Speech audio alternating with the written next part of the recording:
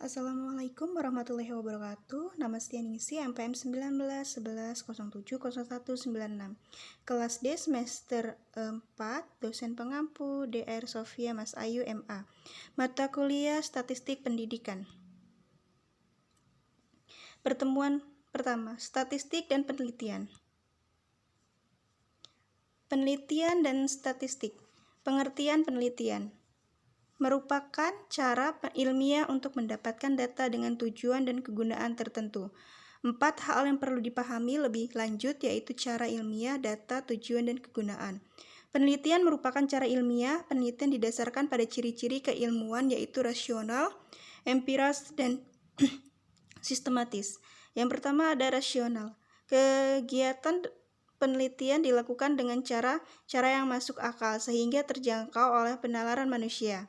Empiris, cara-cara yang digunakan dalam penelitian teramati oleh indera manusia sehingga orang lain dapat mengamati dan mengetahui cara-cara yang akan digunakan. Ada juga sistematis. Proses yang digunakan dalam penelitian itu menggunakan langkah-langkah tertentu yang bersifat logis. Statistik dan statistika. Statistika adalah produk dari kerja statistika, sedangkan statistik adalah penghasil statistik. Statistik deskriptif. Teknik statistik yang memberikan informasi hanya mengenai data yang dimiliki dan tidak bermaksud untuk menguji potensi dan kemudian menarik inferensi yang digeneralisasikan untuk data yang lebih besar atau populasi.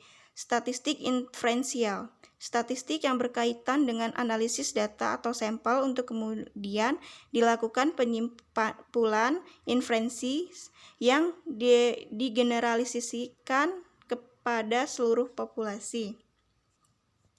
Macam-macam statistik. Deskriptif. Statistik yang digunakan untuk menganalisis data dengan cara deskripsikan atau menggambarkan data yang telah terkumpul sebagaimana adanya tanpa bermaksud membuat kesimpulan yang berlaku untuk umum atau generalisasi. Ada juga inferensial, teknik yang digunakan untuk menganalisis data sampel dan hasilnya diberlakukan untuk populasi. Statistik digunakan bila sampel diambil dari populasi yang jelas dan teknik pengambilan sampel dari populasi yang jelas dan dilakukan secara random. Parametrik. Statistik parametris digunakan untuk menguji parameter populasi melalui statistik atau menguji ukuran populasi melalui data sampel. Non-parametrik. Bebas dari keharusan terpenuhinya syarat-syarat data berskala interval atau rasional. Syarat pengambilan data secara random berdistribusi normal atau non-normalitas, dan syarat memiliki varian dan homogen atau homogenitas, model regresi linear, dan lain-lain. Statistik pendidikan dan penelitian pendidikan. Statistik pendidikan ilmu pengetahuan yang atau mempelajari tentang prinsip, metode, dan prosedur yang perlu digunakan dalam rangka penyajian penganalisan bahan keterangan berwujud angka. Penelitian pendidikan, proses yang sistematis untuk memperoleh pengetahuan atau to discover knowledge, dan pemecahan masalah, problem solving. Pendidikan melalui metode ilmiah. Pertemuan kedua, distribusi frekuensi. Definisinya, mengelompokkan data menjadi tabulasi data dengan memakai kelas-kelas data dan dikaitkan dengan masing-masing frekuensi. Tujuan dari pembuatan tabel frekuensi adalah untuk mengatur data mentah atau sebelum dikelompokkan ke dalam bentuk yang rapi tanpa mengurangi inti informasi yang ada. Ada juga kelebihan dan kekurangannya. Itu kelebihannya dapat mengetahui gambaran secara menyeluruh. Ada juga kekurangannya, rincian atau informasi awal menjadi hilang. Interval kelas. Interval kelas adalah selisih antara tepi atas dan tepi bawah dari suatu kelas, tetapi bukan selisih antara batas atas kelas dengan batas bawah kelas. Tepi bawah kelas diperoleh dengan mengurangi setengah kali satuan terkecil terhadap batas bawah kelas, sementara tepi atas kelas diperoleh dengan menambahkan setengah kali satuan terkecil terhadap batas kelas. Ini contohnya, ada tinggi badan dan frekuensinya. Langkah-langkah membuat tabel distribusi frekuensi. Yang pertama, tentukan banyaknya kelas yang diperlukan K. Aturan Sturges K sama dengan 1 tambah 3,3 log N. N banyaknya keseluruhan data. Yang kedua, tentukan tentang data R. R sama dengan X maksimal atau X minim. Yang ketiga, bagilah rentang data dengan banyaknya kelas untuk menentukan panjang kelas. P sama dengan R atau K. Yang keempat, tentukan ujung bawah kelas pertama. Pilih data yang paling kecil atau kurang dari yang paling kecil. Yang kelima, tentukan batas bawah kelas pertama. BB sama dengan UB kurang 1/2. Yang keenam, tentukan batas atas kelas pertama. BA sama dengan BB tambah P. Yang ketujuh, tentukan ujung atas kelas pertama. UA sama dengan BA kurang 1/2. Yang kedelapan, daftarkan semua ujung dengan cara menambahkan panjang kelas dan ujung kelas sebelumnya. Yang kesembilan, tentukan frekuensi bagi masing-masing kelas dengan menggunakan turus atau tally. Yang kesepuluh, jumlahkan kolom frekuensi dan periksa apakah hasilnya sama dengan banyaknya total pengamatan atau pengeluaran data. Pertemuan ketiga, data statistik. Definisi data. Himpunan nilai variasi atau data atau informasi lainnya yang diperoleh dari observasi, pengukuran, dan penilaian terhadap suatu objek atau lebih. Data kualitatif berperoleh dari hasil pengamatan, objek pengamatan, variabel-variabel nilai. Data kuantitatif diperoleh data kegiatan pengukuran atau penilaian. Jenis-jenis data. Di sini ada data kualitatif dan data kuantitatif. Data kualitatif ada jenis kelamin, warna bunga, habitatnya. Data kuantitatif dibagi dua yaitu data diskret atau data kontinu. Data diskret yaitu jumlah kloroplas, jumlah trombosis, jumlah sel, jumlah anak. Data kontinu berat badan, jarak kota, luas tanah, dan lain-lain. Cara menyusun kata. Data nominal yaitu data statistik yang cara menyusunnya didasarkan pada klarifikasi tertentu. Contoh, jumlah mahasiswa matematika 2015 sampai 2016 menurut tingkat dan jenis kelaminnya. Data ordinal atau urutan yaitu data statistik yang cara menyusun angkanya didasarkan pada urutan ranking. Contoh, hasil statistik berdasarkan ranking. Data interval yaitu data statistik di mana terdapat jarak yang sama di antara hal-hal yang sedang diteliti.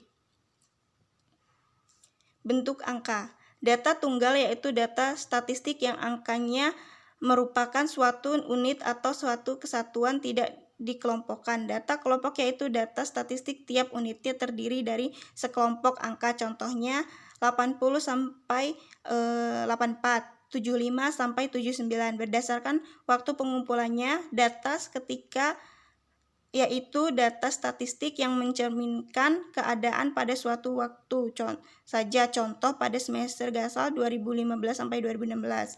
Data urutan waktu yaitu data statistik yang mencerminkan keadaan dari waktu ke waktu secara berurutan. Contohnya jumlah mahasiswa yang lulus dari setahun.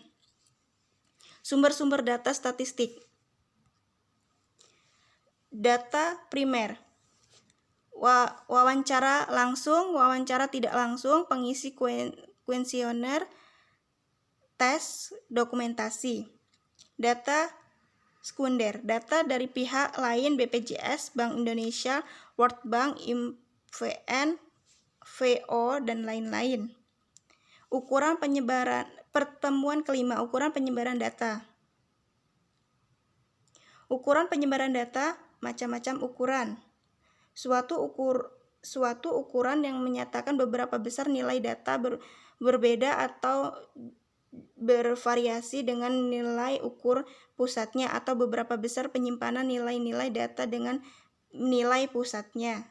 macam-macam ukurannya. Ada yang pertama jenis jangkauan range, yang kedua simpangan rata, data tunggal, data kelompok, yang ketiga simpangan baku, standar, deviasi, data tunggal, data kelompok, yang keempat kuartil, data tunggal, data kelompok, yang kelima persentil, data tunggal, data kelompok, yang keenam koefisien variasi, yang ketujuh angka baku, nilai standar. Pertemuan ketujuh, populasi dan sampel. Definisi populasi. Populasi yaitu keseluruhan individu atau objek yang diteliti dan memiliki beberapa karakteristik yang sama. Populasi memiliki variasi atau seberapa yang luas. Populasi wilayah generalisasi yang terdiri atas objek atau subjek yang mempunyai kualitatif dan karakteristik tertentu yang ditetapkan oleh penelitian untuk dipelajari dan kemudian ditarik kesimpulannya. Satu orang pun dapat digunakan sebagai populasi karena satu orang itu mempunyai berbagai karakteristik, misalnya gaya bicaranya, disiplin pribadi, hobi cara bergaul, pemimpinannya, dan lain-lainnya. Misalnya akan melakukan penelitian tentang pemimpin Presiden Y, maka kepemimpinan itu merupakan sampel dari semua karakteristik yang dimiliki Presiden Y. Definisi sampel. Sampel bagian dari jumlah dan karakteristik yang dimiliki oleh populasi tersebut. Bila populasi besar dan penelitian tidak mungkin mempelajari semua yang ada pada populasi, misalnya karena keterbatasan dana dan tenaga dan waktu, maka penelitian dapat menggunakan sampel yang diambil dari populasi itu. Sampel yang diambil dari populasi harus betul-betul representatif atau mewakili. Penentuan sampel penelitian. Syarat utama sampel representatif. Representatif sampel apabila kecenderungan sampel yang mendekati keadaan identik populasi. Representatif sampel dipengaruhi homogenitas populasi, jumlah sampel yang dimiliki, banyak yang karakteristik subjek, adekuatitas, teknik pengambilan sampel. Ada juga homogenitas populasi. Aspek tempat atau geografis merupakan wilayah atau tempat subjek penelitian bertempatan tinggal, provinsi, kabupaten, sekolah. Aspek subjek jenis kelamin, umur, rasial, pendidikan, kepribadian, sejarah, kehidupan, dan inteligensi. Aspek sosial yang mencakupi kelas sosial, keluarga, dan lingkungan sosialnya. Pertemuan ke-8, hipotesis. Menyusun hipotesis. Hipotesis adalah pernyataan tentatif yang merupakan dugaan mengenai apa saja yang sedang kita amati dalam usaha untuk memahaminya. Bagaimana pembuat hipotesis. Proses membuat hipotesis dapat diturunkan dari teori yang berkaitan dengan masalah yang akan kita teliti. Jadi diperlukan teori untuk dapat membuat hipotesis. Contoh, seorang peneliti akan melakukan penelitian mengenai perkembangan bahasa AUD. Maka agar dapat menurunkan hipotesis yang baik, sebaiknya penelitian tersebut membaca teori mengenai cara-cara mengembangkan bahasa AUD. Hipotesis. Fungsi hipotesis. Hipotesis merupakan kebenaran sementara yang perlu diuji kebenarannya. Oleh karena itu, hipotesis dibentuk untuk menemukan kemungkinan atau untuk menguji kebenaran suatu teori. Jika hipotesis sudah diuji dan dibuktikan kebenarannya, maka hipotesis tersebut menjadi suatu teori. Jadi, sebuah hipotesis diturunkan dari suatu teori yang sudah ada, kemudian diuji kebenarannya dan pada akhirnya memunculkan teori baru. Hal-hal yang harus dipertimbangkan dalam hipotesis. Yang pertama harus mengekspresikan hubungan antara dua variabel atau lebih. Yang kedua, kedua variabel tersebut adalah variabel bebas dan variabel tergantung. Yang ketiga, harus dinyatakan secara jelas dan tidak bermakna ganda. Yang keempat, harus dapat diuji secara empiris. Yang kelima, sebaiknya hipotesis jangan bercerminkan unsur-unsur moral, nilai-nilai, atau sikap. Pertemuan ke-9, korelasi. Pendahuluan. Korelasi adalah suatu alat analisis yang dipergunakan untuk mencari hubungan antara variabel independen bebas dengan variabel independen tak bebas.